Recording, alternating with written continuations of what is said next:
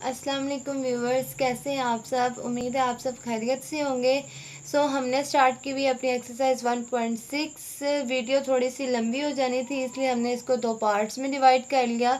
I hope आप लोगों को पार्ट 1 समझ आया होगा और आप लोगों ने अपनी प्रैक्टिस ज़रूर की होगी, क्योंकि प्रैक्टिस के बगैर तो आप लोगों को ये समझ नहीं आएगा। तो पार्ट 1 में हमने 2 मेथड्स पढ़े थे, एक इन्वर्स मेथड है, दूसरा क्रैमर रूल्स। ठीक है, तो ये दोनों क्वेश्चन करने के लिए प्रैक्टिस बहुत ज़रूरी है।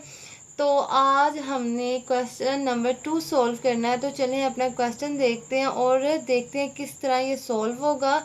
तो अपने क्वेश्चन की तरफ चलते हैं। तो ये है हमारी एक्सरसाइज 1.6। हमने क्वेश्चन नंबर 1 सॉल्व कर लिया था अपना, हमने इन्वर्स मेथड से और क्रैमर रूल दोनों से सॉल्व किया था। अब हम सॉल्व करेंगे अपना क्वेश्चन नंबर 2। अच्छा, तो क्वेश्चन नंबर 2 जो है वो हमारे पास वर्ड प्रॉब्लम्स की फॉर्म में है, मतलब कि स्टेटमेंट के फॉर्म में है। तो अब हमने क्या करना है, हमारा पहला काम क्या होगा कि हमने इस स्टेटमेंट को समझना है। उसके बाद हमने इस स्टेटमेंट को कन्वर्ट करना है अपनी इक्वेशंस में, क्योंकि क्वेश्चन नंबर 1 में ऑलरेडी हमें इक्वेशंस दी हुई थी। तो हमने आराम से मज़े से अपना मेथड अप्लाई किया। अगर मेथड 1 लगा वो लगाया, 2 लगा तो वो लगा के हमने क्वेश्चन सोल्व कर लिया। अब यहाँ पे थोड़ा सा ध्यान लगाने वाला काम है। यहाँ पे आपको स्टेटमेंट दी हुई है, आपने स्टेटमेंट को अच्छे से समझना है। उसके बाद आप इसको कन्वर्ट करोगे इक्वेशंस में। उसके बाद आप इस पर आपने अगर फर्स्ट मेथड इन्वर्स मेथड लगाना है वो लगा लो, अगर आपने क्रैमर रूल्स लगाना है तो वो लगा के आपने इसको सोल्व कर लेना है। ठीक है, और इन सब क्वेश्चन को आपने इन्हीं 2 मेथड से सॉल्व करना है। तो हम अपनी स्टेटमेंट को पढ़ेंगे, उनको कन्वर्ट करेंगे इक्वेशंस में, उसके बाद अपना क्वेश्चन सॉल्व करेंगे। तो मैं सिर्फ आपको इक्वेशन तक क्वेश्चन समझा दूंगी, उसके बाद आपने इन पर दोनों मेथड अप्लाई करके अपना क्वेश्चन मज़ीद आगे फर्दर सॉल्व कर लेना है। ठीक है, तो चलिए अपना क्वेश्चन नंबर 2 देखते हैं और इसके स्टेटमेंट पढ़ते हैं और इसे समझने की कोशिश करते हैं। तो यहाँ पे क्वेश्चन नंबर 2 है हमारे पास, the length of a rectangle is 4 times is width. मतलब कि इट्स विड्थ, मतलब कि जो लेंथ एक रेक्टेंगल क्या होता है, रेक्टेंगल ऐसी शेप है जिसमें 2 साइड्स इक्वल होती हैं और 2 साइड्स होती हैं। इसमें 4 साइड है लेकिन 2 साइड्स इक्वल होती हैं और 2 साइड इक्वल होती हैं, मतलब चारों साइड्स इक्वल नहीं होती, वो स्क्वायर होता है जिसमें चारों साइड्स इक्वल होती हैं। इसमें दो साइड्स इक्वल होती हैं, ठीक है ना, इक्वल होती हैं। तो उन्होंने कहा है एक रेक्टेंगल है, उसकी लेंथ जो है वो उसकी विड्थ से 4 गुना बड़ी है। ठीक है, the perimeter of a rectangle is 150 centimetre, और इस रेक्टेंगल का पेरीमीटर जो है वो 150 सेंटीमीटर है। दी डायमेंशंस ऑफ द रेक्टेंगल, और हमने अब क्या फाइंड करना है, हमने इसके डायमेंशंस फाइंड करनी है। डायमेंशंस मतलब कि हमने इसकी लंबाई, डायमेंशंस का मतलब होता है किसी चीज़ की लंबाई, किसी चीज़ की चौड़ाई फाइंड करना। तो हमने इसकी लंबाई और चौड़ाई दोनों फाइंड करनी है। ठीक है, तो अब हम क्वेश्चन सॉल्व करने से पहले, अपनी क्वेश्चंस बनाने से पहले हमने अपनी स्टेटमेंट को अच्छे से पढ़ना है, उसको फिर समझना है। तो हमने पढ़ तो लिया स्टेटमेंट अपनी, अब हमने समझना है। समझने के लिए सबसे पहले हमें पता होनी चाहिए कि रेक्टेंगल की शेप क्या होती है। चलें अपने देखते हैं रेक्टेंगल की शेप क्या होती है और इस पर क्या क्या कंडीशन हमने अप्लाई करनी है और क्या क्या चीज़ें हमने इसमें लिखनी है। तो ये हमारी एक्सरसाइज 1.6 है, क्वेश्चन नंबर 2। तो स्टेटमेंट हमने पढ़ लिया। अब स्टेटमेंट में क्या था, the length of a rectangle.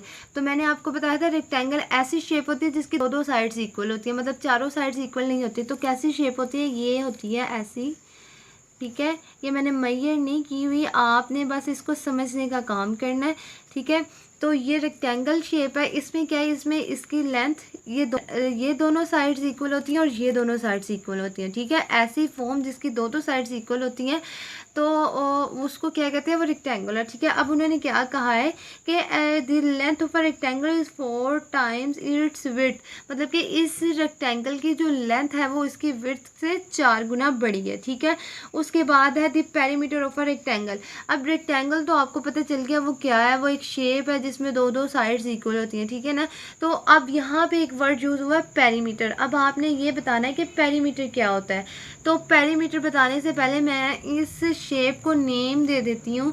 इसके कितने कॉर्नर्स हैं, इसके 4 कॉर्नर्स हैं। ठीक है ना, तो मैं इन चारों कॉर्नर्स को नेम दे देती हूँ। यहाँ पे मैं A, B, C और D। ठीक है, तो अब मैंने आपको बताना है पेरीमीटर क्या होता है। तो पेरीमीटर होता है कि वो साइड्स, मतलब पेरीमीटर मतलब डिस्टेंस मतलब यहाँ से आप यहाँ अपने एक पॉइंट है A, ठीक है, इस पॉइंट से आप पॉइंट B पे गए, पॉइंट बी से आप पॉइंट सी पे गए, पॉइंट सी से आप पॉइंट डी पे गए और फिर पॉइंट डी से दोबारा घूमकर आप पॉइंट ए पे आ गए।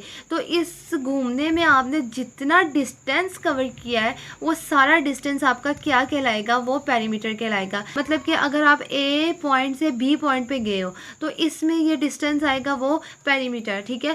पेरीमीटर मतलब कि वो जितना डिस्टेंस है वो एक साइड का है। तो आपने पूरी रेक्टेंगल का जितना डिस्टेंस कवर किया है वो क्या कहलाएगा, वो पेरीमीटर कहलाएगा। जैसे अगर मैं यहाँ दूँ कि ए से बी तक का डिस्टेंस जो था वो एक्स था, ठीक है, और बी से सी तक का डिस्टेंस क्या है, वाई, ठीक है। तो अब मैंने आपको क्या बताया कि ये दोनों साइड्स इक्वल होती हैं और ये दोनों साइड्स इक्वल होती हैं। तो अब यहाँ पे डिस्टेंस मतलब कि ए से बी तक का डिस्टेंस मतलब इस साइड का डिस्टेंस क्या है, एक्स। तो जाहिर बात है ये कि ये इस साइड का डिस्टेंस भी एक्स ही होगा, ठीक है। तो और यहाँ पे मैंने आपको बताया बी से सी का डिस्टेंस मतलब इस साइड का डिस्टेंस एक्स है। तो ये बात तो 100% यही है कि अगर इस साइड का डिस्टेंस वाई है तो इस साइड का डिस्टेंस भी वाई होगा, ठीक है।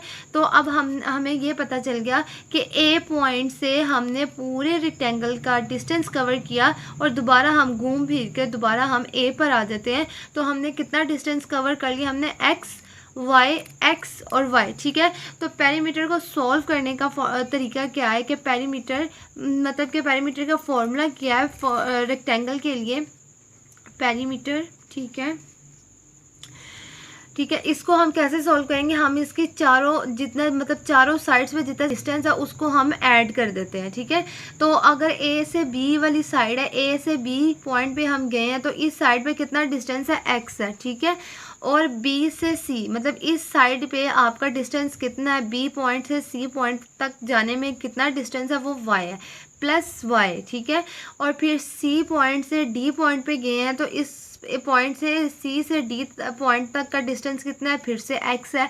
और फिर डी पॉइंट से ए पॉइंट पे आप गए हैं तो इसका डिस्टेंस क्या आ गया, वाई प्लस वाई, ठीक है। तो आप इसको ऐड कर लो, पेरीमीटर आपके पास क्या आ गया, यहाँ पे 2x है, एक एक्स है, इसको ऐड किया तो 2x हो गया, प्लस ये 2y है तो 2y आ गया, ठीक है। अब यहाँ पे आप 2 को कॉमन ले लो तो यहाँ पे आ जाएगा x प्लस वाई, ठीक है। तो अब आप देखें तो आपने ए पॉइंट से बी पॉइंट पे जो डिस्टेंस कवर किया वो आपकी क्या है, वो आपकी लेंथ है, ठीक है।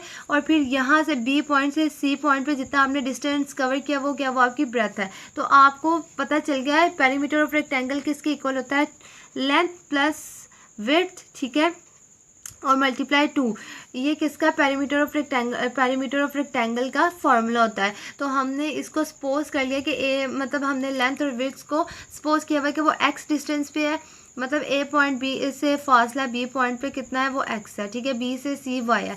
तो हमारे पास क्या फॉर्मूला आ गया, हमारे पास 2x प्लस वाई आ गया, ठीक है। तो अब आपको ये भी समझ आ गया कि रेक्टेंगल शेप कौन सी होती है और आपको ये भी समझ आ गया कि पेरीमीटर क्या होता है। पेरीमीटर मैं फिर से आपको बता देती हूँ कि ए पॉइंट से लेकर पूरे रेक्टेंगल का जितना डिस्टेंस आप कवर करोगे वो क्या होगा, वो पेरीमीटर होगा, ठीक है। नेक्स्ट आप देखें, the perimeter of rectangle is 150, मतलब कि इस पूरे रेक्टेंगल ने कितना डिस्टेंस कवर किया हुआ है ए पॉइंट से पूरा, मतलब अगर आप पूरे रेक्टेंगल पे डिस्टेंस कवर करो और घूम फिर कर दोबारा ए पॉइंट पे हो तो वो कितना, वो 150 सेंटीमीटर है। अब आपने क्या फाइंड करना है, आपने इसमें फाइंड करना है, इसमें आपने डायमेंशंस फाइंड करनी है, मतलब कि आपने इसकी एक्चुअल, ये हमने सपोज किया ना, हमने एक्चुअल वैल्यू नहीं बताई, हमने सिर्फ ये सपोज किया कि यहाँ से यहाँ तक का डिस्टेंस x और यहाँ से यहाँ तक का डिस्टेंस y है। तो हमने इसकी एक्चुअल वैल्यूज़ बतानी है, किसकी, x और y की, ठीक है। मतलब हमने इसकी लेंथ की वैल्यू बतानी है, हमने इसकी विड्थ की यानी इसकी लंबाई और चौड़ाई की वैल्यूज़, एक्चुअल वैल्यूज़ हमने बतानी है। तो अब हम इस क्वेश्चन को प्रॉपर्ली स्टेटमेंट के साथ सॉल्व करते हैं, इसको हम स्टेप बाय स्टेप सॉल्व करते हैं। तो चलिए अपना क्वेश्चन सॉल्व करते हैं। अच्छा, तो ये हमने अब क्वेश्चन अपना प्रॉपर वे में सॉल्व किया। तो हम क्या करते हैं, हम यहाँ लिख लेते हैं सपोज, ठीक है। सपोज क्या करना है हमने, लेंथ ऑफ रेक्टेंगल, हमारे पास क्या है, लेंथ ऑफ रेक्टेंगल, ठीक है। रेक्टेंगल इसको मैंने मतलब शॉर्ट फॉर्म में लिख दिया, वो हमने सपोज कर लिया x, ठीक है।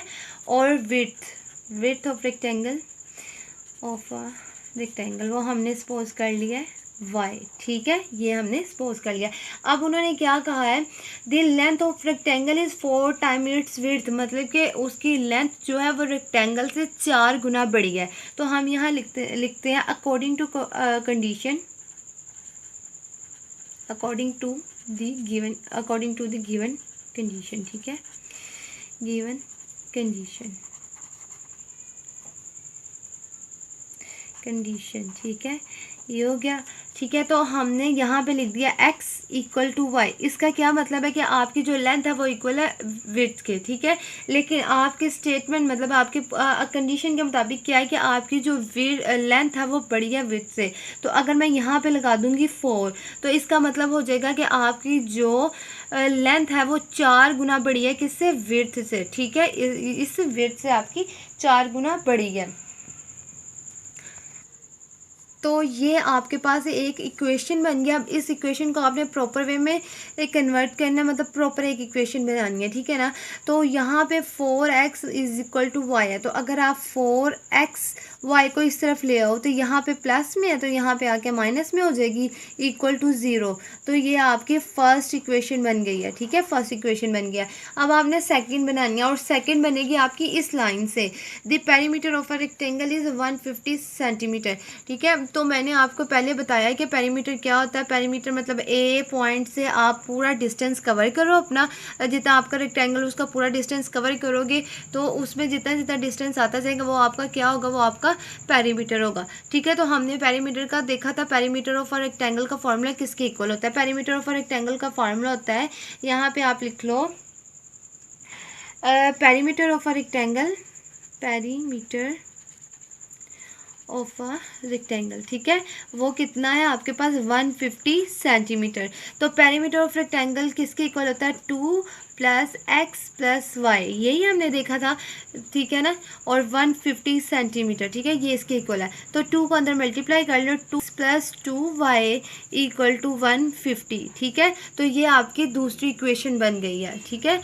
ये 2x और 2y हमने कैसे लगाया वो मैंने आपको पहले बताया कि आपने पूरा जो अपना रेक्टेंगल का पूरा आपने डिस्टेंस कवर किया तो उसमें दो दो साइड्स इक्वल होती हैं। तो जब आपके पास एक साइड का मतलब एक साइड का डिस्टेंस x है तो दूसरी साइड का डिस्टेंस भी x होगा, इस वजह से हमारे पास 2x और 2y आया है। इसी तरह आपके एक साइड का डिस्टेंस जो है वो y होगा तो दूसरी साइड का डिस्टेंस भी y होगा, इसलिए वो 2y हो गया। तो आपके पास ये एक इक्वेशन ये वाली आ गई है, दूसरी इक्वेशन ये वाली आ गई है। अब आपने इसको क्या करना है, इसको पहले मैट्रिक्स फॉर्म में कन्वर्ट करना है, उसके बाद आपने इसको सॉल्व कर लेना है।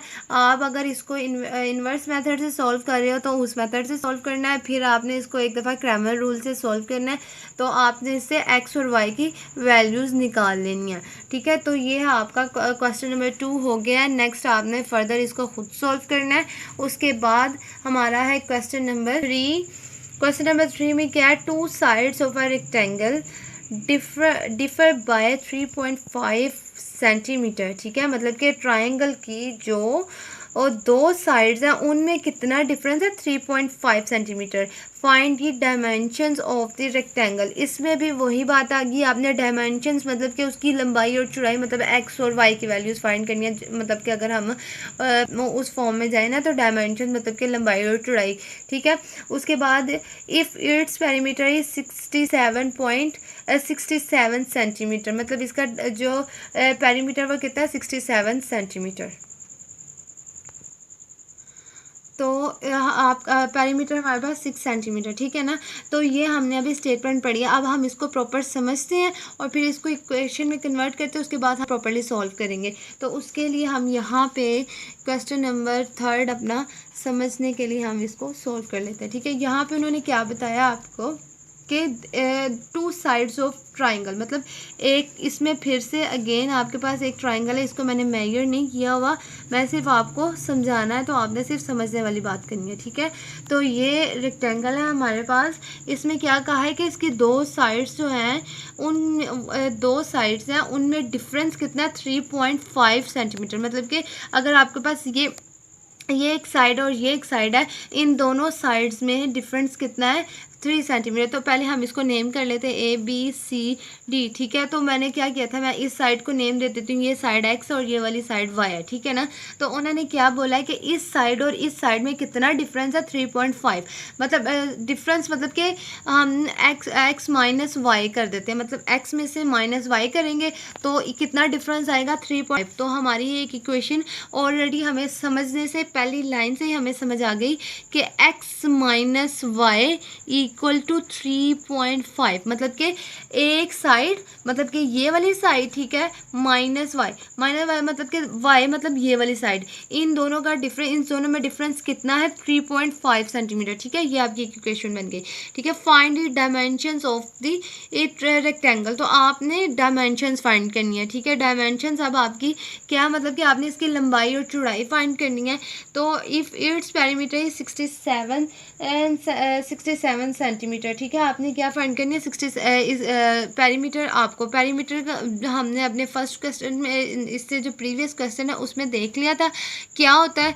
तो पेरीमीटर मतलब कि पेरीमीटर ऑफ ट्राइंगल आप लिखेंगे यहाँ पे, रेक्टेंगल सॉरी, लिखेंगे यहाँ पे क्या है, 67 सेंटीमीटर। तो मैंने आपको बताया था पेरीमीटर क्या होता है, आपका ए पॉइंट से पूरे रेक्टेंगल का आप डिस्टेंस कवर करो तो वो आपका पेरीमीटर कहलाएगा। तो पेरीमीटर क्या होता है, 2x + 2y equal to 67 centimetre, ठीक है। तो ये अभी हमने सिर्फ इसको समझा, अब इसको हम प्रॉपर वे में सॉल्व करते हैं। तो सॉल्व करने के लिए मैं यहाँ आ जाती हूँ इस पेज पे। अब यहाँ पे क्वेश्चन नंबर 3 है, ठीक है। हमने इसको प्रॉपर सॉल्व करना है। तो सपोज कर लेते हैं, सपोज या लेट कर लें, सपोज कर लें, जो आपने करना है, ठीक है। Suppose length of rectangle, length of a rectangle, rectangle हमारे पास क्या है, x, ठीक है। विड्थ हमने क्या ले लेनी है, विड्थ ऑफ अ रेक्टेंगल, वो हमारे पास कितनी आ जाएगी, y, ठीक है। अब हमने according to given equation condition लिख लेते हैं, ठीक है।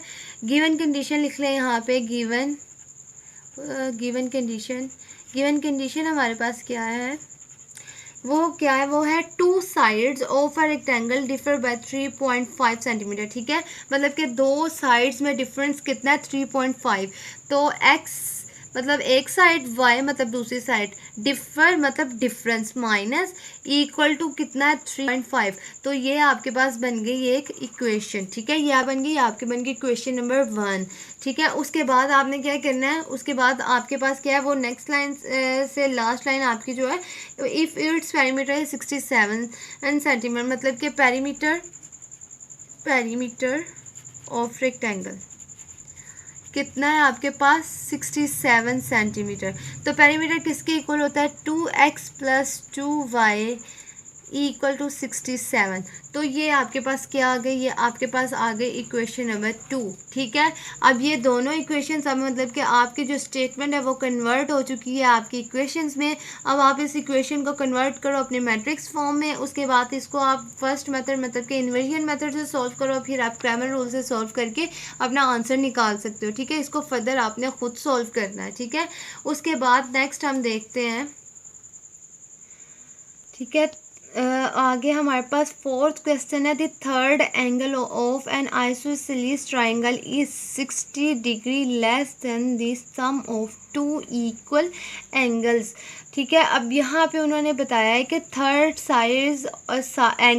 Angle of an isosceles triangle, ठीक है। अब आइसोसेलेस ट्राइंगल क्या होता है वो मैं आपको बताती हूँ, पहले हम अपनी स्टेटमेंट पूरी समझ लेते हैं क्या है। Is 60 degree less than the sum of 2 equal angles, मतलब कि आपके पास जो आइसोसेलेस ट्राइंगल है उसकी थर्ड साइड क्या है, लेस देन, कम है, sum of two equal angles मतलब कि दो ट्राइंगल में 3 साइड्स होती है ना, ठीक है। उसमें 2 साइड्स के सम से तीसरा एंगल है, साइड्स नहीं सॉरी एंगल्स के, मतलब 2 एंगल्स के सम से तीसरा एंगल जो है वो कितना कम है, वो 16 डिग्री कम है, ठीक है। तो ये हमें समझ आ गई है। Find 3 angle of triangle. अब हमने क्या फाइंड करना है, हमने इस ट्राइंगल के 3 एंगल्स फाइंड करने हैं, ठीक है। तो पहले हम क्वेश्चन सॉल्व करने से पहले देख लेते हैं आइसोसेलेस ट्राइंगल कौन सा होता है, ठीक है। तो यहाँ पे आ जाते हैं। अब ट्राइंगल ऐसी शेप होती है, ट्राइंगल 3, ट्राई मीन मतलब 3, ट्राई का मतलब होता है 3, तो ट्राई एंगल मतलब कि 3 ये मतलब 3 कोने, ठीक है। ऐसे ट्राइंगल जिसके 3 साइड्स हों, जिसके 3 कोने हों, उसको हम कहते हैं ट्राइंगल, ठीक है। और अब आगे ट्राइंगल्स के भी कुछ टाइप्स हैं कि वो किस किस टाइप्स के होते हैं। तो अभी आपके पास आपसे पूछा हुआ है अब आपको आइसोसेलेस ट्राइंगल। तो आइसोसेलेस ऐसा ट्राइंगल होता है जिसकी 2 साइड्स इक्वल हों, साइड्स ही भी इक्वल हों, और 2 एंगल्स, ठीक है। एंगल्स मतलब कि इस एंगल आप इस एक पॉइंट पे कितना एंगल आपने लिया, ठीक है, 2 एंगल्स आपके इक्वल हो, तो वो वाला ट्राइंगल क्या कहलाता है, आइसोसेलेस ट्राइंगल कहलाता है। फिर से बता रही हूँ, ऐसा ट्राइंगल जिसकी 2 साइड्स और 2 एंगल इक्वल हो, वो कौन सा ट्राइंगल होता है, वो आइसोसेलेस ट्राइंगल होता है, ठीक है। तो अब उन्होंने क्या कहा हुआ है, the third angle of a isosceles triangle, ठीक है। मतलब कि इस ट्राइंगल के कितने एंगल है, 3 एंगल हैं, ये वाले 3 एंगल है, ठीक है, इस ट्राइंगल के। तो उन्होंने कहा थर्ड एंगल से, ठीक है, थर्ड एंगल जो है वो बाकी इन 2 एंगल्स के सम से कितना छोटा है, कितना कम है, 60 डिग्री कम है। तो इसका मतलब कि इस पूरी ट्राइंगल में 2 एंगल ऐसे हैं जो कि सेम है और एक एंगल डिफरेंट है, मतलब वो थोड़ा सा कम है, ठीक है, 60 डिग्री कम है। तो अब हम सपोज कर लेते हैं कि ये और ये दोनों एंगल्स जो हैं वो इक्वल हैं। तो इन दोनों एंगल्स को मैं इसको नाम देती हूँ एक्स। अब ये दोनों इक्वल है, बराबर है, ठीक है, तो इसलिए मैं इन दोनों को नाम देती हूँ एक्स और एक्स, ठीक है। और जो डिफरेंट है उसको मैं नाम दे देती हूँ वाई। तो इसका मतलब हो गया कि ये दोनों एंगल बराबर हैं, ये वाला एंगल थोड़ा सा चेंज है, थोड़ा डिफरेंट है, इसमें कितना थोड़ा कम है या ज़्यादा है। तो अभी फ़िलहाल हमें अपने स्टेटमेंट में ये बताया हुआ है कि ये कम है, और कितना कम है, 60 डिग्री आपका कम है, ठीक है। तो मैं अगर यहाँ पे पूरे ट्राइंगल का सम लिखूँ, तो पूरे ट्राइंगल का सम होता है, हर एंगल का सम जो होता है, टोटल ट्राइंगल का सम 180 के इक्वल होता है, ठीक है।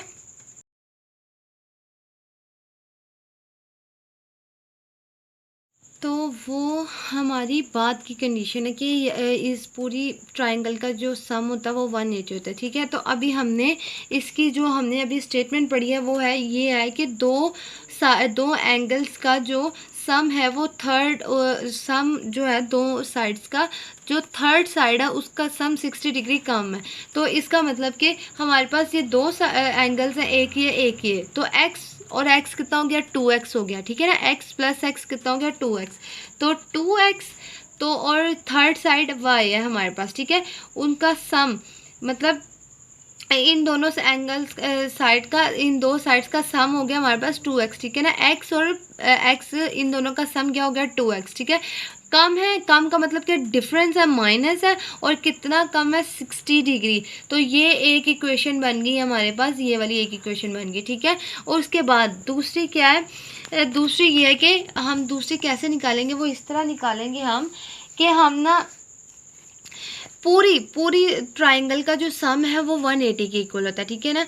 तो हम क्या करेंगे, 2 एंगल्स का जो सम है, 2 एंगल्स का जो सम है वो 2x है, ठीक है। थर्ड हमारे पास क्या है, y, तो हम लिखेंगे 2x प्लस वाई, मतलब कि इस पूरी ट्राइंगल के तीनों एंगल्स का सम जो वो किसके इक्वल होता है, वो 180 के इक्वल होता है, ठीक है, 180 के इक्वल होता है। तो ये हमारे पास क्या आ गई, दूसरी कंडीशन आ गई। अब हम इसको proper step by step solve करते हैं, अपनी स्टेटमेंट के साथ सॉल्व करते हैं, तो फिर देखते हैं इसमें किस तरह इसकी स्टेटमेंट इसकी इक्वेशन बनेगी। तो यहाँ पे अब ये क्वेश्चन नंबर 4 है, तो इसको हम स्टेप बाय स्टेप सॉल्व करते हैं, ठीक है ना। तो मैं क्या करती हूँ, suppose measure of each angle, ठीक है, मतलब कि मैंने उस ट्राइंगल पे कितने एंगल्स को लिया, ईच एंगल, ठीक है। तो एक मेरे पास क्या था, एक मेरे पास था एक्स एंगल दूसरा मेरे पास क्या था, y, ठीक है। तो हमने क्या करना है, according to condition, given condition लिख लें आप यहाँ पे, गिवन कंडीशन, ठीक है, गिवन कंडीशन, ये आ गई आपके पास गिवन कंडीशन। गिवन कंडीशन आपके पास क्या है, गिवन कंडीशन ये है sum of two side, sum of two angles, ठीक है, सम ऑफ टू एंगल्स मतलब कि x प्लस x, ठीक है, ट्राइंगल थी ना, तो दो उसके जो एंगल्स है वो तो इक्वल थे, तो term sum of two angles, ठीक है, डिफर कितना डिफरेंट है, थर्ड एंगल का, ठीक है, थर्ड एंगल डिफरेंट है, ठीक है, कितना डिफरेंट है, 60 डिग्री। तो सम ऑफ कितना आ गया, 2x minus y equal to 60, ठीक है, मतलब कि दो एंगल्स का सम में थर्ड एंगल, दो एंगल के सम से थर्ड एंगल का कितना डिफरेंस है, 60। तो ये बन गई आपके पास इक्वेशन नंबर 1, ठीक है। उसके बाद जो आपकी सेकंड इक्वेशन बनेगी वो कैसे बनेगी, आप लिख लोगे सम ऑफ टोटल एंगल, ठीक है, sum of total, sum of triangle, ठीक है, sum of triangle equal to 180 degree. तो सम कितना आएगा, मतलब कि कितने एंगल थे उसमें, 3 एंगल थे, x प्लस एक्स, ठीक है, plus y equal to 180 degree. तो x प्लस एक्स क्या हो जाएगा, 2x plus y equal to 180, ठीक है, मतलब उसमें 3 एंगल थे ना, तो हमने दो एंगल तो सेम थे इसलिए हमने x रख लिया था, थर्ड हमारा डिफरेंट है इसलिए हमने उसको y रख लिया। तो ये हमारी क्या बन गई, ये हमारी बन गई इक्वेशन नंबर 2। अब आपने इसको मैट्रिक्स फॉर्म में कन्वर्ट करना और फिर इसको फर्दर सॉल्व कर लेना है, ठीक है। तो नेक्स्ट है हमारे पास क्वेश्चन नंबर 5, उसमें हमने क्या फाइंड करना है, पहले हम अपने स्टेप पढ़ते हैं फिर इसको समझने की कोशिश करते हैं। One acute angle of a right triangle is 12 degree more than twice the other acute angle, ठीक है।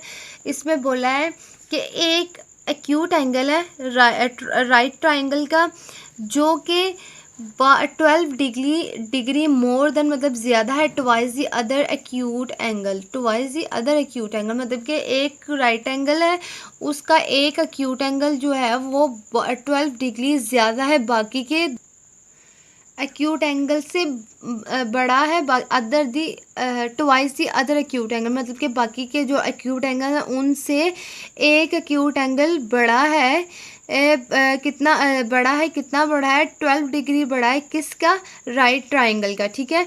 Find the acute angles of the right angle triangle. तो हमने क्या फाइंड करना है, हमने एक्यूट एंगल्स फाइंड करने किसके, राइट एंगल के।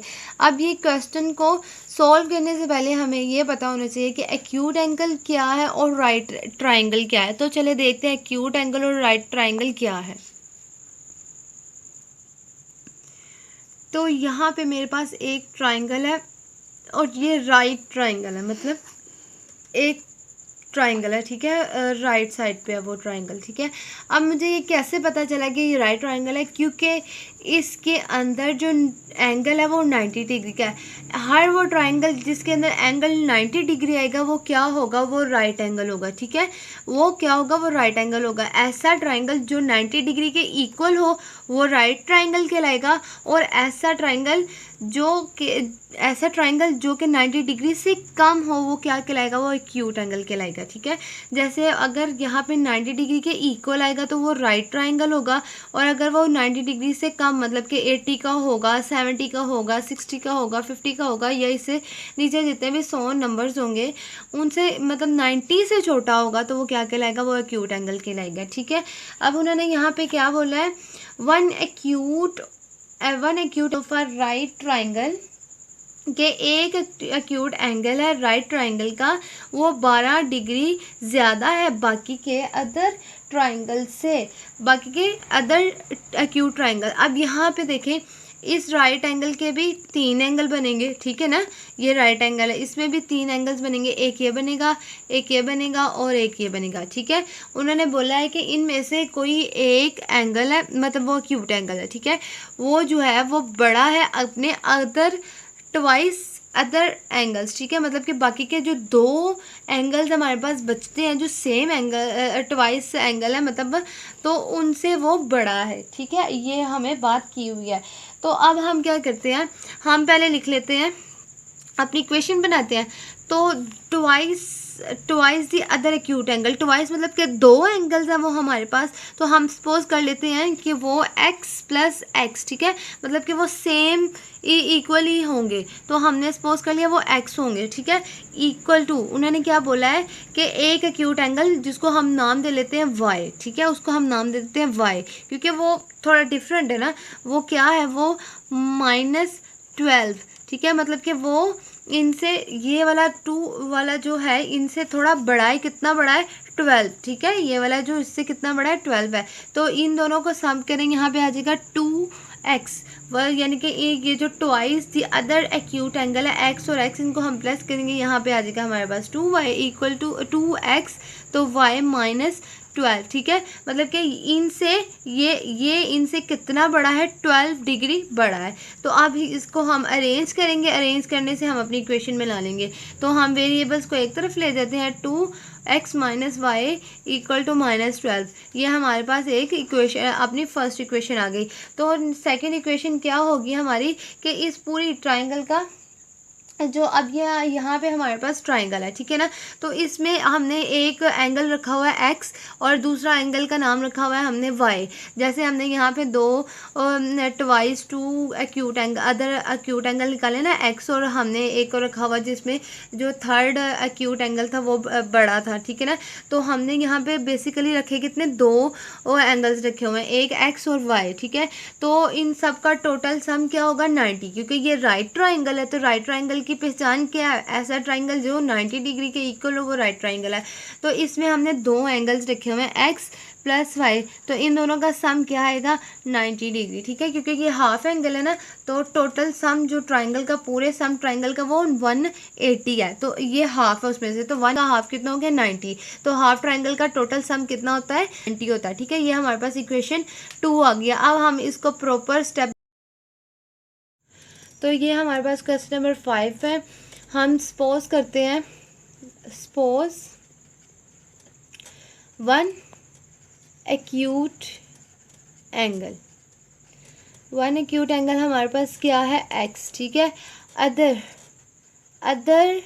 Acute angle, other acute angle हमारे पास है y, ठीक है, y हमने मतलब हमने सपोज कर लिया कि एक राइट एंगल, उसके अंदर एक एंगल x है एक्यूट और दूसरा y है, ठीक है, अब गिवन कंडीशन, अपनी गिवन कंडीशन पे चलते हैं, यहाँ पे आप लिख रहे हैं गिवन कंडीशन, तो गिवन कंडीशन हमारे पास क्या बनेगी, गिवन कंडीशन हमारे पास बनेगी कि एक एक्यूट एंगल है y, वो बड़ा है, कितना बड़ा है 12 डिग्री बड़ा है, किससे, अपने अदर एक्यूट एंगल से, ट्वाइस अदर एक्यूट एंगल, तो वो क्या है ट्वाइस अदर एक्यूट एंगल्स, ठीक है, मतलब ट्वाइस मतलब कि दो एंगल हैं, तो दो एंगल का मतलब कि हाँ वो सेम एंगल हो सकते हैं, तो हम क्या करते हैं, हम उनको नाम देते हैं, हमने उनको नाम दे दिया x, तो दो एंगल है ट्वाइस मतलब दो, तो x उन दोनों का नाम क्या हो गया x और x, तो x प्लस वाई x कितना हो गया 2x, तो यहाँ पे हम लिख देते हैं 2x, ठीक है,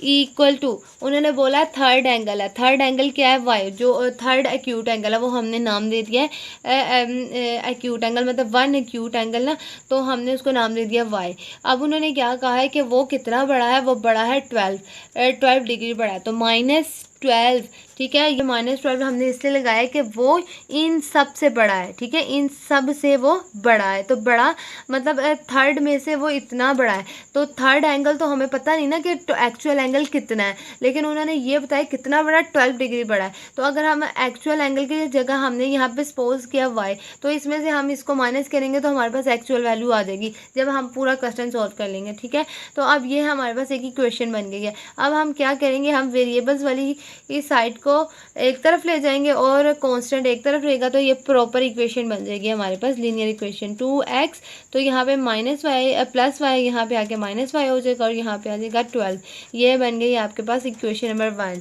ठीक है। अब इक्वेशन नंबर 2 जो है वो हमें राइट ट्राइंगल से मिलेगी, कि हमने पढ़ा था कि एक पूरे ट्राइंगल का एक पूरे ट्राइंगल का सम कितना होता है 180 डिग्री होता है, तो यहाँ पे बात हो रही है राइट ट्राइंगल की, राइट मतलब कि हाफ ट्राइंगल की 90 डिग्री का ना, तो पूरा ट्राइंगल 180 का है, तो हाफ ट्राइंगल का सम कितना होगा वो 90 डिग्री होगा। तो ट्राइंगल में कितने एंगल्स यूज़ हो रहे हैं, एक्स और वाई। दो एंगल तो सेम है ना, तो उनका नेम भी सेम है, क्या एक्स और एक्स, ठीक है ना। तो हमने यहाँ पे किया है एक्स और वाई, दो एंगल्स हम यूज़ कर रहे हैं। तो इन दो जो राइट ट्राइंगल है उसका सम कितना होगा, 90 डिग्री। तो हम यहाँ लिख लेते हैं x plus y equal to 90। तो ये हमारे पास आ गई दूसरी इक्वेशन, ठीक है। तो ये दोनों इक्वेशंस हमारे पास आ गई हैं। आपने इन दोनों को कन्वर्ट करना है मैट्रिक्स फॉर्म में, फिर उसके बाद आप इसको सॉल्व कर लो। एक इन्वर्स मेथड से करो, फिर क्रैमर रूल से आपने इसको सॉल्व करके इसका फर्दर आंसर निकाल लेना है। तो यहाँ पे है हमारे पास क्वेश्चन नंबर 6। स्टेटमेंट देख लेते हैं। 2 cars that are 6 kilometre apart are moving towards each other. मतलब कि दो गाड़ियाँ हैं जो कि मूव कर रही हैं 6 किलोमीटर के फासले पर, ठीक है। Their speeds different by 6 kilometre per hour and the car are 123 kilometre apart after 4.5 hours। उन्होंने बोला है कि दो गाड़ियाँ जो कि सफ़र कर रही हैं, ठीक है, वो चल रही हैं, ठीक है, एक दूसरे की तरफ बढ़ रही हैं। और वो क्या है, उनकी स्पीड, वो एक्चुअल स्पीड नहीं हमें बताई कि वो किस स्पीड से सफ़र कर रही हैं या किस स्पीड से एक दूसरे की तरफ बढ़ रही हैं। उन्होंने हमें एक्चुअल स्पीड नहीं बताई। उन्होंने कहा है कि उन दोनों के दरमियान ही डिफरेंस, मतलब एक गाड़ी की ये स्पीड है, दूसरी गाड़ी की ये स्पीड है, इन दोनों के दरमियान डिफरेंस कितना है, 6 किलोमीटर का, ठीक है। और फिर नेक्स्ट में उन्होंने बताया है कि जब इन गाड़ियों को 4.5 मतलब कि 4 घंटे और आधा घंटा, तो वो कितने बन गए, 4.5 घंटे। तो हम यहाँ कह सकते हैं 4.5 आवर्स, ठीक है। मतलब कि 4.5 घंटे जब ये गाड़ियाँ मुसलसल सफ़र कर रही थी, तो उस दरमियान में एक पॉइंट पे आके ये रुक जाती। जब ये जहाँ पे आके रुकती हैं ये गाड़ियाँ, उन वहाँ पे जहाँ ये जिस पॉइंट पे ये रुकी हैं, वहाँ पे इनके दरमियान का डिस्टेंस कितना रह जाता है, वो 123 किलोमीटर डिस्टेंस रह जाता है, ठीक है। मतलब कि दो गाड़ियाँ वो सफ़र कर रही हैं, कितना उन्होंने फासला तय करना है, कितना, 6 किलोमीटर, ठीक है, इतना उन्होंने फासला तय करना है। अब हमें एक्चुअल स्पीड नहीं पता कि एक्चुअल स्पीड कितनी है। उन्होंने कहा है कि इन दो गाड़ियों के दरमियान जो रफ्तार, स्पीड को रफ्तार ही कहते हैं ना, कि रफ्तार का डिफरेंस, मतलब कितना फ़र्क है, कितना स्पीड का डिफरेंस है, वो 6 किलोमीटर है, ठीक है। उसके बाद 4.5 घंटे मुसलसल सफ़र करने के बाद वो एक पॉइंट पे आके रुक जाती हैं। जब वो रुकती हैं तो उनका मतलब जो असल फासला है वो 6 किलोमीटर है, ठीक है। असल फासले से को कवर किए बगैर जिस पॉइंट पे वो आकर रुकती हैं, तो उन दोनों गाड़ियों के दरमियान जो फासला है वो कितना रह जाता है, वो 123 किलोमीटर रह जाता है। Find the speed of each car. अब हमने क्या फाइंड करना है, हमने इन दोनों कार्स के दरमियान की, इन दोनों कार्स की जो एक्चुअल स्पीड है वो बतानी है कि इन दोनों ने कितनी कितनी स्पीड पे ये मूव कर रही थी, ठीक है। तो अभी तो हमने इन स्टेटमेंट को पढ़ा है, तो अब हम इसको मज़ीद समझने की कोशिश करते हैं। तो यहाँ पे इस पेज पे आ जाते हैं। यहाँ पे है दो गाड़ियाँ, ठीक है, दो गाड़ियाँ, उन्होंने कितना फासला तय किया, वो 6 किलोमीटर है, ठीक है। अब एक ये गाड़ी है, एक ये गाड़ी है, दो गाड़ियाँ, ठीक है, उनके दरमियान में फासला कितना है, 6 किलोमीटर है, ठीक है। अब उन्होंने कहा है कि ये गाड़ियाँ एक दूसरे की तरफ यूँ बढ़ रही हैं, ठीक है। मैं यहाँ पे कह देती हूँ कि एक ये गाड़ी है, एक ये वाली गाड़ी है, ठीक है। इन दोनों के दरमियान फासला कितना है, 6 किलोमीटर है, ठीक है। अब ये गाड़ियाँ यूँ एक दूसरे की तरफ बढ़ रही हैं ऐसे, और एक गाड़ी यूँ, ठीक है। यहाँ पे आके एक पॉइंट आता है, मतलब 4.5 घंटे जब इनको मुसलसल सफ़र करते हुए गुजर जाते हैं, कितने घंटे, 4.5 घंटे, 4.4, ठीक है। इतने घंटे जब इनको गुजर जाते हैं, तो इनके दरमियान में जो डिस्टेंस रह जाता है यहाँ से यहाँ तक, वो कितना, वह 123 किलोमीटर का डिस्टेंस रह जाता है, ठीक है। मतलब कि इस गाड़ी ने यहाँ तक सफ़र किया, 4.5 घंटे का सफ़र किया है दूसरी गाड़ी की तरफ, और इस गाड़ी ने 4.5 घंटे सफ़र किया है। और फिर ये एक पॉइंट पे दोनों गाड़ियाँ आके रुक जाती हैं, और रुकने के बाद उनका डिस्टेंस जो बच जाता है वो कितना, 123 किलोमीटर, ठीक है। और टोटल डिस्टेंस हमारे पास कितना था, 6 किलोमीटर था, ठीक है।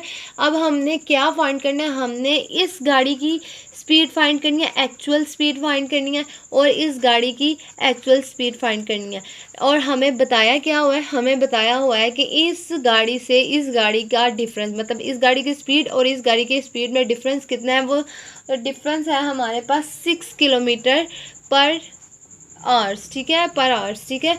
मतलब कि 6 किलोमीटर का इनकी स्पीड में डिफरेंस है, लेकिन हमें एक्चुअल स्पीड नहीं बताई, हमने एक्चुअल स्पीड फाइंड करनी है, ठीक है। तो ये हमें समझ आ गया। तो अब हम इसको स्टेप बाय स्टेप सॉल्व करते हैं। तो यहाँ पे सपोज कर लेते हैं, उन्होंने हमें कहा 2 कार्स, तो हम यहाँ पे सपोज कर लेते हैं speed of 1 car, speed of 1 car कितनी है, x, ठीक है, x। अब स्पीड जो है वो मेजर की जाती है किलोमीटर पर आवर्स में, ठीक है। तो आपने साथ इसका यूनिट भी लगाना है। तो हमने इसकी स्पीड फाइंड करनी है, मतलब कि find the speed of each car, तो फिर इसका जो आंसर है वो भी किलोमीटर पर आवर्स में आ जाएगा, ठीक है। तो speed of two other car, ठीक है, अदर कार, ठीक है। सेकंड कार भी लिख सकते हैं आप, y किलोमीटर पर आवर, ठीक है। मतलब कि 2 गाड़ियाँ हैं, तो हमने कह दिया एक कार की स्पीड जो है वो x है, दूसरी कार की स्पीड जो है वो y है। तो अब हमने बताना है टोटल डिस्टेंस हमारा कितना था, टोटल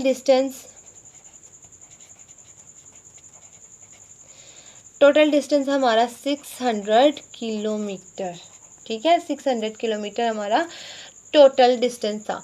तो अब उन्होंने क्या कहा है, अब उन्होंने कहा है कि एक गाड़ी, ठीक है, एक गाड़ी जो फर्स्ट कार है, जो हमारी फर्स्ट गाड़ी है, उसने कितना डिस्टेंस कवर किया है, कितने घंटे में, 4 घंटे में। अब हमने क्या करना, उन्होंने कहा है कि दोनों गाड़ियां जो हैं वो 4.5 घंटे मुसलसल सफ़र कर रही हैं और फिर एक पॉइंट पे आके रुक जाती हैं, ठीक है ना, एक पॉइंट पे आके रुक जाती हैं। लेकिन अभी उन्होंने हमें यहाँ पे जो स्टेटमेंट हमारी है, उस स्टेटमेंट से हमें जो इक्वेशन हमारी बनेगी वो इस स्टेटमेंट से बनेगी कि their speeds differ by 6 kilometre per hours, मतलब कि दोनों गाड़ियों की स्पीड में कितना फ़र्क है, 6 किलोमीटर का। मतलब कि एक गाड़ी हमने सपोज कर ली है, यहाँ पे आए, एक गाड़ी हमने सपोज कर ली है x है, एक गाड़ी की स्पीड x है, दूसरी गाड़ी की स्पीड y है, ठीक है ना। तो उन्होंने कहा है कि दोनों गाड़ियों की स्पीड में डिफरेंस कितना है, 6 किलोमीटर पर आवर्स का, ठीक है ना। तो इसका मतलब कि हमारी इक्वेशन क्या बनेगी, एक गाड़ी है x, दूसरी गाड़ी है y, उनके दरमियान स्पीड का डिफरेंस कितना है, डिफरेंस मतलब कि माइनस डिफरेंस कितना है, 6। तो ये बन गई हमारी इक्वेशन नंबर 1। हमने इसकी स्टेटमेंट से ही अपना क्वेश्चन निकाला, their speeds differ by 6 kilometre per hours, मतलब कि दोनों गाड़ियों की एक्चुअल स्पीड हमें नहीं पता, लेकिन उन्होंने उन स्पीड का डिफरेंस हमें बताया। वह डिफरेंस क्या है कि ये दोनों गाड़ियों के दरमियान डिफरेंस कितना है, 6। तो एक गाड़ी x है, दूसरी गाड़ी y है, तो इनके दरमियान का डिफरेंस कितना है, 6। ये बन गई हमारी इक्वेशन नंबर 1, ठीक है। अब अगली इक्वेशन क्या है, वो हमारी इधर से आएगी। उन्होंने बोला है the cars are 123 kilometre apart after 4.5 hours, मतलब कि 4 घंटे मुसलसल सफ़र करने के बाद ये गाड़ियाँ एक पॉइंट पे आके रुक जाती हैं, ठीक है। तो मतलब कि हमने यहाँ पे डिस्टेंस बताना है कि किस डिस्टेंस पे आके रुक जाती हैं, तो स्पीड भी बतानी है और साथ साथ डिस्टेंस हमने बताना है। डिस्टेंस कितना रह गया था हमारे पास, 123, मतलब कि टोटल डिस्टेंस हमारे पास था जो था वो 6 किलोमीटर था, और किस पॉइंट पे आके वो रुक गई थी, वो 4.5 घंटे था, ठीक है ना। मतलब 4.5 घंटे मुसलसल वो सफ़र में रही हैं और फिर वो 4.5 घंटे के बाद गाड़ियाँ रुक गई। तो फिर डिस्टेंस कितना रह जाता है, रिमेनिंग डिस्टेंस रह जाता है 123। तो हम क्या करेंगे, हम अपने जो टोटल डिस्टेंस है उसमें से माइनस कर देंगे, किसको, हम उसमें से माइनस करेंगे अपने जो रिमेनिंग डिस्टेंस रह गया था दो गाड़ियों के दरमियान, वो उसको माइनस कर देते हैं। माइनस करेंगे तो 600 में से आप लिख लें total distance between both cars, ठीक है। मतलब कि total distance between both cars after 4.5 hours, ठीक है। मतलब कि दोनों गाड़ियों के दरमियान डिस्टेंस 4 घंटे बाद कितना रह गया, वो 600 में से, टोटल डिस्टेंस में से माइनस करेंगे हम 123 को, तो हमारे पास आ जाएगा 477 किलोमीटर। मतलब कि टोटल डिस्टेंस हमारे पास 6 किलोमीटर था। तो जब 4 घंटे मुसलसल सफ़र में रही, उसके बाद जो डिस्टेंस आया था और रह गया था वो 123 था, हमने उसमें से माइनस किया तो हमारे पास कितना आ गया, 477 किलोमीटर आ गया, ठीक है। ये हमारे पास आ गया। अब हमने क्या फाइंड करनी है, हमने स्पीड फाइंड करनी है। तो स्पीड का फॉर्मूला होता है डिस्टेंस पर टाइम, मतलब कि जितना डिस्टेंस होगा उसमें से जितने टाइम में वो डिस्टेंस कवर हुआ है उतना, उस टाइम से आप उसको डिवाइड कर दें। तो हम क्या करेंगे, अपनी स्पीड को हम डिवाइड कर देंगे। हमारे पास डिस्टेंस कितना था, 477। ये आपका मतलब कि एक रफ वर्क हो जाएगा, इसलिए इसको मैं साइड भी कर रही हूँ। और टाइम हमारे पास कितना था, 4.5। तो आप इसको जब इससे डिवाइड करोगे तो आपके पास आ जाएगा 106, ठीक है। 106 मतलब 106। तो आपके पास स्पीड आ जाएगी 106, ठीक है। वो अभी एक गाड़ी की आई है, ठीक है ना। मतलब हमने जो अपनी इमेजिनेशन मतलब सपोज की हुई है ना, तो एक गाड़ी का अगर एक्स है तो वाई है, ठीक है ना। तो दोनों गाड़ियों की स्पीड किसके इक्वल होगी, दूसरी इक्वेशन हमारी बन जाएगी, एक हमारे पास गाड़ी है वाई एक्स और दूसरी है हमारे पास वाई। तो इन दोनों गाड़ियों के दरमियान जो स्पीड आएगी वो कितनी आएगी, 106। तो ये हमारी इक्वेशन नंबर 2 बन गई, ठीक है। मैं आपको फिर दोनों इक्वेशंस बन गई हैं, आपने इन दोनों इक्वेशंस को मैट्रिक्स फॉर्म में कन्वर्ट करना और आगे सॉल्व करना है। मैं फिर से एक दफ़ा इसको रिपीट कर देती हूँ कि हमारे पास 2 गाड़ियाँ थी, उनमें से एक गाड़ी की स्पीड को हमने सपोज कर लिया कि वो एक्स है, दूसरी गाड़ी की जो स्पीड है वो हमने सपोज कर लिया वाई है, ठीक है।